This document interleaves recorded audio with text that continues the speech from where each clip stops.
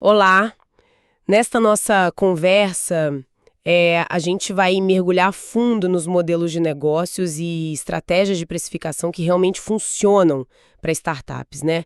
A gente está se baseando aqui em material e análises da Y Combinator, que, bom, é uma das aceleradoras mais influentes do mundo. A missão é tentar destilar o essencial desse conhecimento. Quais são os padrões por trás das empresas bilionárias que eles apoiaram? Como a gente pode pensar em preços de um jeito assim mais estratégico? E para começar, tem um ponto bem intrigante do material deles. Parece que a maioria esmagadora das startups de muito sucesso usam um número bem limitado de modelos de negócios. Modelos já testados, né?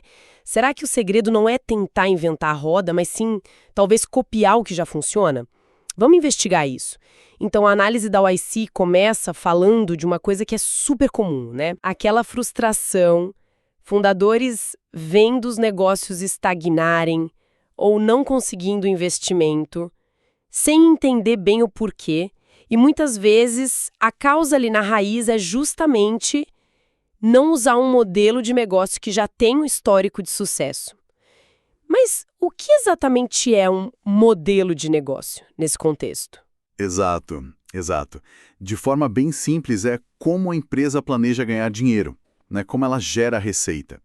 E o ponto central do material da YC é justamente esse. Existem certos modelos que, olha, consistentemente geraram os maiores vencedores no mundo das startups de tecnologia.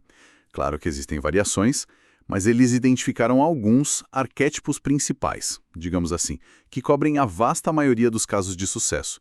Pense em categorias como software por assinatura, o SaaS, modelos que lucram com transações financeiras, plataformas que conectam compradores e vendedores, os marketplaces, entre outros.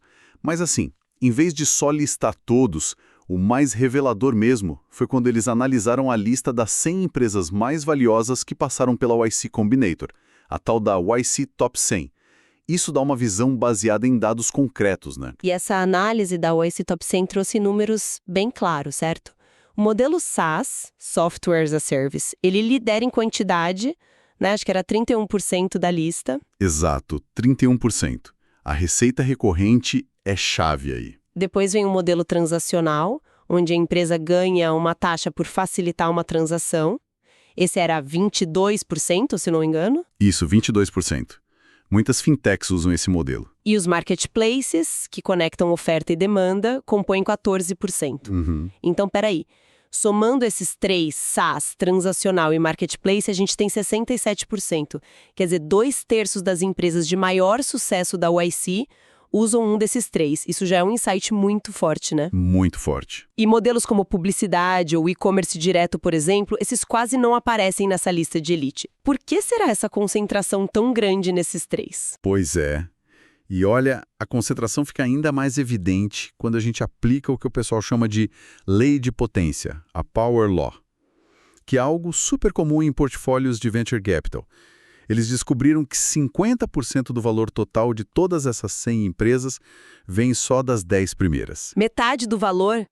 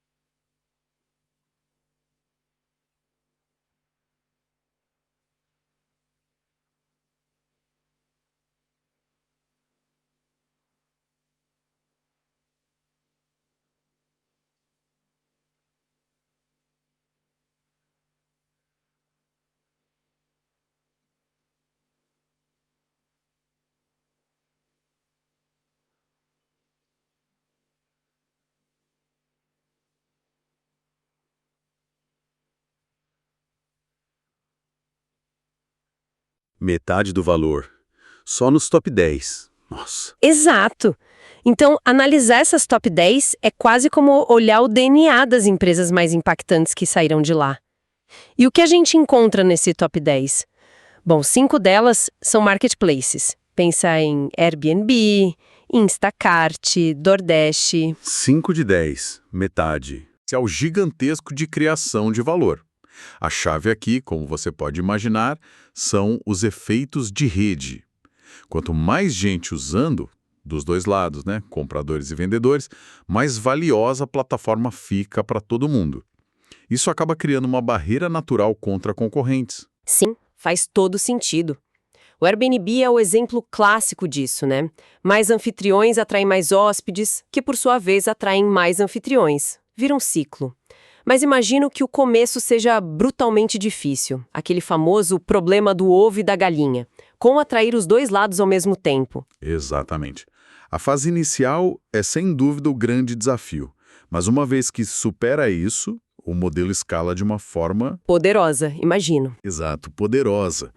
Aí depois a gente tem 3 das top 10 como empresas transacionais, tipo Stripe, Coinbase, Brex. Elas geram 29% do valor total da lista, sendo 22% das empresas em número.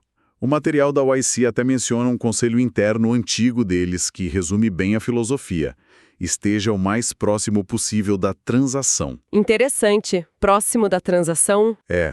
Essas empresas elas se inserem bem no fluxo financeiro. A Stripe processa pagamentos, a Brex é o cartão corporativo. Ao se tornarem parte da infraestrutura essencial de outras empresas, elas não só capturam valor mais facilmente, tipo uma pequena porcentagem de cada transação, mas também criam um alto custo de troca. Ah, claro. Mudar de provedor de pagamento ou de sistema de cartão corporativo é complexo, né? Dá um trabalho e tem risco. Exatamente. É arriscado para o cliente trocar. E o SaaS, que era o mais numeroso na lista top 100 em geral, como ele se encaixa no top 10? Então, o SaaS.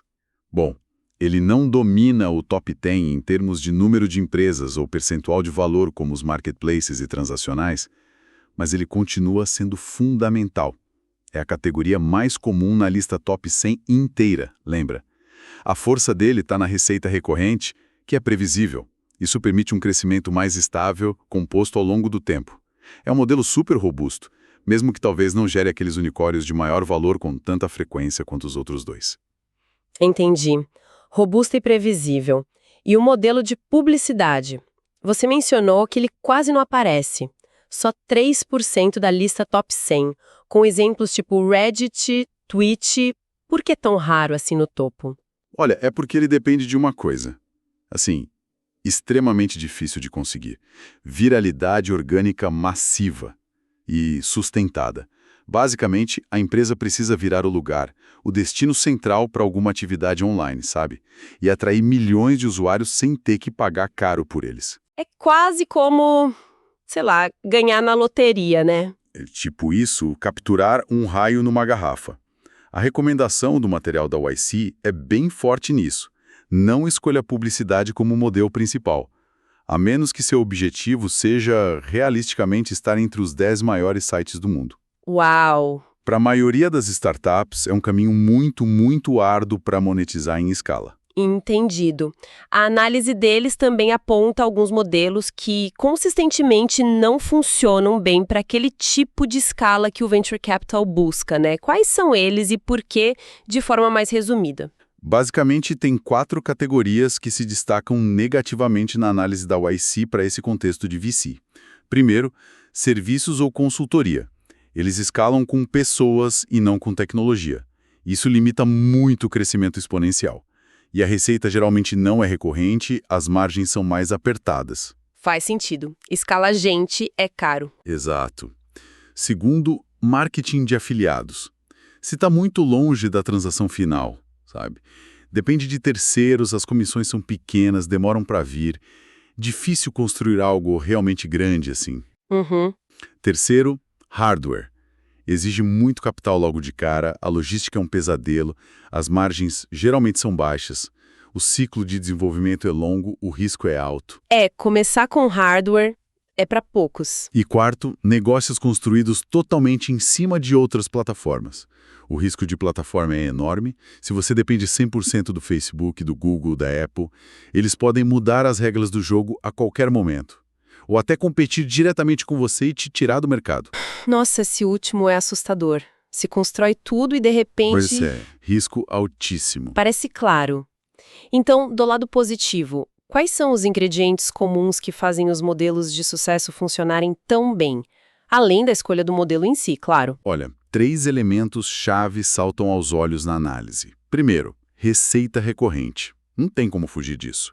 É previsível, aumenta o valor do cliente ao longo do tempo, o famoso LTV, e permite investir mais na aquisição, o CAC, porque o cliente paga de novo e de novo. Certo, o motorzinho do crescimento. Exato. Segundo, alta retenção. Receita recorrente só funciona se os clientes ficam. O material da YC dá um exemplo que é brutal. Com 95% de retenção mensal, depois de um ano você ainda tem 54 de 100 clientes iniciais. Mas se a retenção for de 90%, sobram só 28. Nossa, que diferença! 5 pontos percentuais fazem um estrago. Um estrago. Uma pequena queda na retenção mensal tem um impacto devastador no longo prazo. Não dá para escalar um balde furado, como dizem. Boa analogia. E o terceiro elemento? Terceiro, construir fossos. Moats, em inglês. São barreiras de entrada que protegem o negócio da concorrência. Pensa no fosso de um castelo medieval mesmo. Fossos. Gostei do termo. Como isso funciona na prática para startups? Que tipos de fossos existem? Esses fossos podem vir de várias formas, na verdade. Tem os efeitos de rede, como a gente já falou, dos marketplaces, né? Quanto maior, mais difícil de competir. Sim. Tem o lock-in ou alto custo de troca. Isso é comum nos transacionais e SaaS.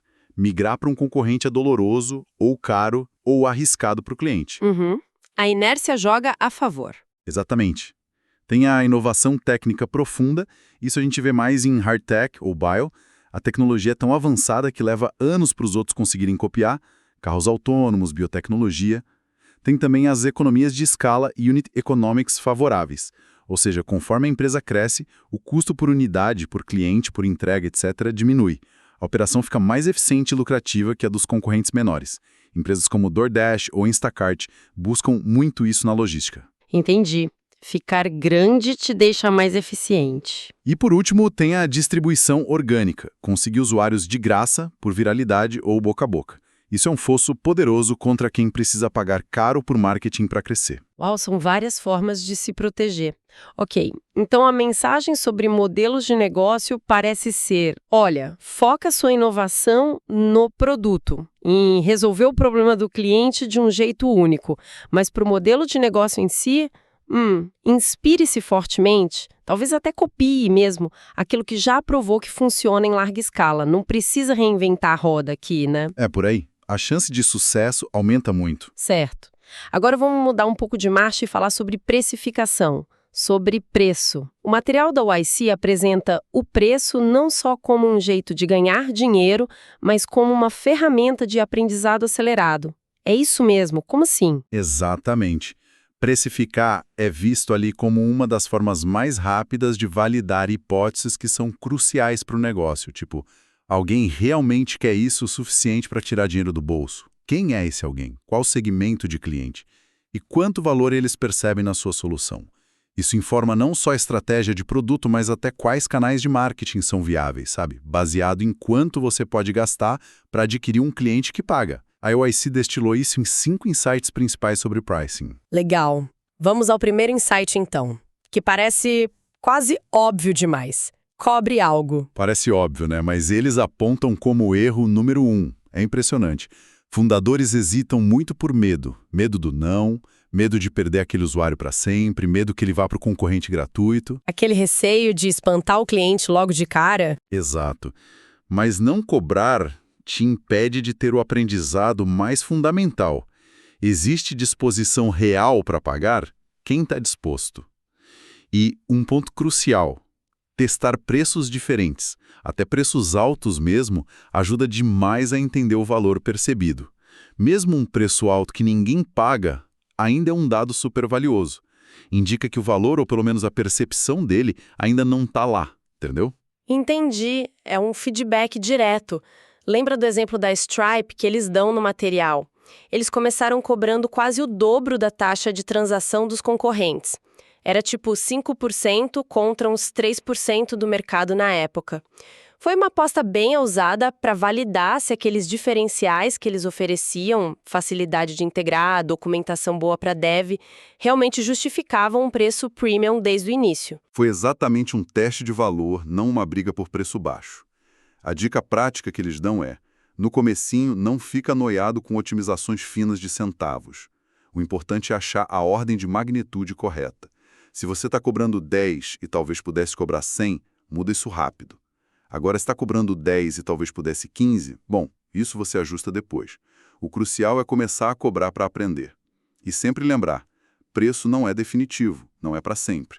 É um processo que vai evoluindo. Faz muito sentido. O segundo insight é: precifique com base no valor, não no custo. O que isso significa na prática, no dia a dia? Significa, principalmente, evitar aquela armadilha do cost plus pricing, sabe? Pegar o seu custo e somar uma margem fixa. Ah, sim. Custo mais X%. Isso. Porque essa abordagem ignora totalmente a terceira peça do quebra-cabeça, o valor percebido pelo cliente. Quanto ele acredita que seu produto vale para ele? A gente tem o custo, o preço que você cobra e o valor percebido. Sua margem é a diferença entre preço e custo, claro. Mas a sua oportunidade de cobrar mais está na diferença entre o valor percebido e o seu preço atual. O objetivo é capturar uma fatia justa desse valor que o cliente enxerga. Mas como descobrir esse valor percebido? Não parece uma coisa tão fácil de medir, tão tangível. Não é mesmo? Mas a forma mais direta, segundo o material da YC, é simplesmente conversar com os clientes, perguntar na lata. Que problema você esperava resolver com o nosso produto? As respostas geralmente vão cair em algumas categorias. Te ajudar a ganhar mais dinheiro, te ajudar a reduzir custos, seja tempo ou dinheiro, acelerar algum processo ou evitar riscos, tipo compliance, dor de cabeça. Corar o preço nesse valor. E tem outra tática, um pouco mais ousada. Ir subindo o preço aos pouquinhos. O ponto ideal, dizem eles, seria quando os clientes começam a reclamar um pouco, mas ainda pagam. Reclama mais paga. É por aí. Se o cliente aceita seu preço na hora sem nem piscar, é um sinal forte de que talvez esteja baixo demais. Você pode estar deixando dinheiro na mesa. Essa tática de testar os limites é interessante. O que já nos leva direto para o terceiro insight. A maioria das startups cobra pouco. Por que essa afirmação tão categórica? Parece forte, né? É forte, mas a experiência da YC mostra que é uma tendência muito comum. E é um problema por várias razões. Primeiro, como a gente falou, preço baixo raramente é uma vantagem competitiva que se sustenta. Um concorrente maior pode simplesmente baixar ainda mais o preço e te quebrar. Verdade. Guerra de preço é perigoso. Muito. Segundo, preços mais altos significam margens maiores. E margens maiores te permitem investir mais em aquisição de clientes. Isso pode ser crucial para ganhar mercado mais rápido que os outros. E terceiro, tem a questão da percepção. O preço comunica valor. Um preço muito baixo pode até fazer o cliente pensar, será que isso é bom mesmo? Pode sinalizar baixa qualidade ou falta de confiança no produto. É verdade, às vezes o barato sai caro na percepção do cliente. E tem o fator matemático também, né, que você mencionou antes. É geralmente mais fácil dobrar a receita aumentando o preço para os clientes que você já tem, Exato. do que sair para encontrar o dobro de novos clientes mantendo o preço antigo. Exatamente. Matematicamente, é a alavanca mais direta para aumentar a receita. Mas aí vem a pergunta, e se os clientes resistem ao aumento? O que fazer? O material sugere que isso geralmente indica duas coisas principais.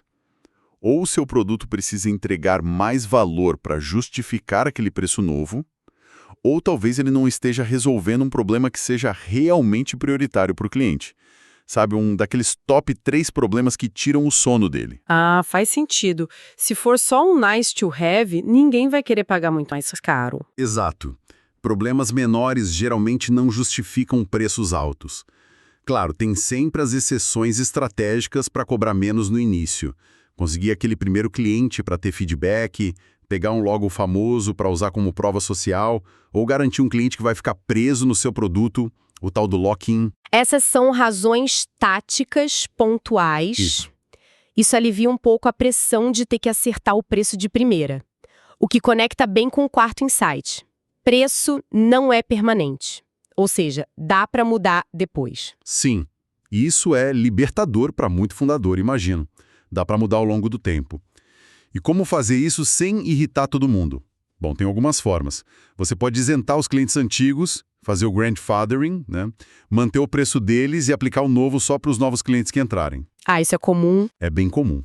Ou você pode simplesmente comunicar o aumento com antecedência, explicar o porquê, mostrar o valor adicional que está sendo entregue. Se o produto realmente entrega valor e tem boa retenção, se ele é pegajoso e sticky, a maioria dos clientes tende a aceitar o aumento. O exemplo da Netflix é ótimo para isso. Eles aumentaram os preços várias vezes nos últimos anos para milhões e milhões de assinantes. Se eles conseguem fazer isso com mais de 200 milhões de pessoas, por que uma startup não conseguiria ajustar o preço para algumas centenas ou milhares de clientes iniciais, conforme aprende? Mas É um ótimo ponto de referência se a Netflix pode. E o último insight, número 5. Mantenha a simplicidade. O que isso quer dizer na prática, ali na página de preços? quer dizer que a sua página de preços não deve ser um labirinto para o cliente. O objetivo é facilitar a decisão, não complicar.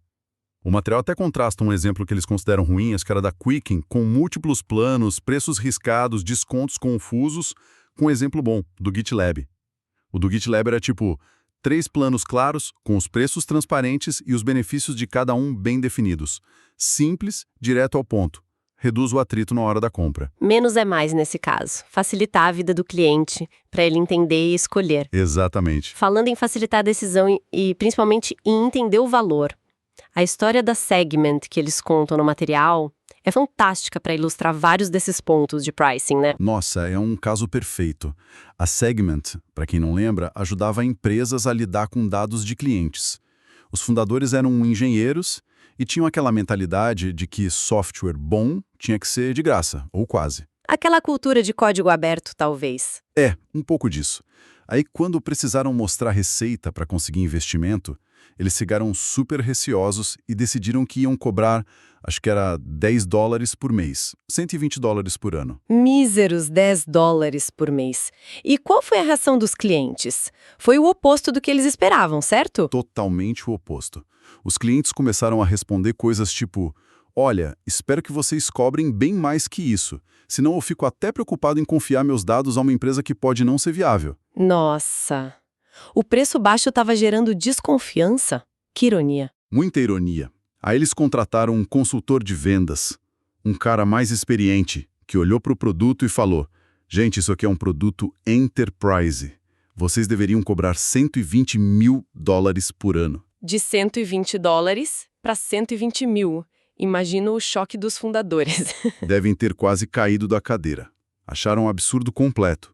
Mas o consultor insistiu. E ele insistiu mesmo? Sim, chegou a ameaçar ir embora se eles não pedissem os 120k na próxima reunião de vendas que tivessem. O CEO, super nervoso, foi lá e pediu. E o que o cliente respondeu? O cliente respondeu algo como: 120 mil é muito, que tal $12 mil? Aí eles negociaram e fecharam em $18 mil por ano. Uau, peraí, de $120 por ano para 18 mil por ano.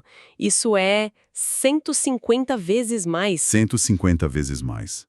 E a lição principal é: eles só chegaram nesse valor porque ousaram pedir alto, baseados no potencial de valor que o consultor enxergou, e não no medo inicial deles. Que história incrível! E eles internalizaram essa filosofia. Continuaram precificando com base num valor enterprise, fecharam negócios de 6 dígitos e, bom, o resto é história. Foram adquiridos pela Twilio por mais de $3 bilhões. Uma mudança de mentalidade sobre preço foi absolutamente fundamental para eles. Impressionante. Então, só recapitulando rapidinho os 5 insights de precificação. 1. Cobre alguma coisa. 2. Precifique por valor, não por custo. 3. Grandes chances de você estar cobrando pouco. 4. Preço não é para sempre, pode mudar.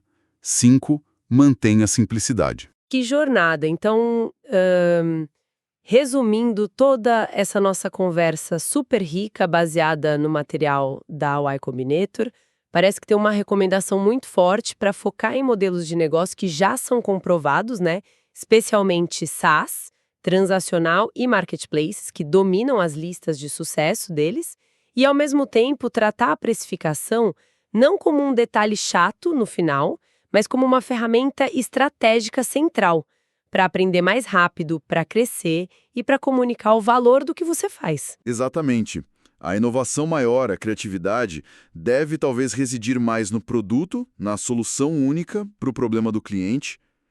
Para o modelo de negócio e para a precificação, a sabedoria parece ser: aprenda com os padrões de quem já teve sucesso e use estratégias validadas. A precificação, em particular, é uma alavanca muito poderosa e importante, ajustável. Comece cobrando, mire no valor que o cliente percebe, não tenha medo de cobrar mais do que parece confortável no início, ajuste isso ao longo do tempo conforme aprende mais e mantenha sua oferta clara e simples para o cliente entender. Perfeito. E fica aqui talvez uma reflexão final, inspirada um pouco pela história da Segment. Pensando nos modelos e nos preços que a gente vê por aí, ou talvez em algum projeto pessoal, alguma ideia, qual seria um pequeno ajuste, talvez até um que pareça contraintuitivo no começo, como o da Segment de cobrar mais, que poderia destravar um nível de valor muito maior do que o atual? Fica aí a provocação para a gente pensar. Muito obrigada pela conversa. Até a próxima. Valeu, até mais.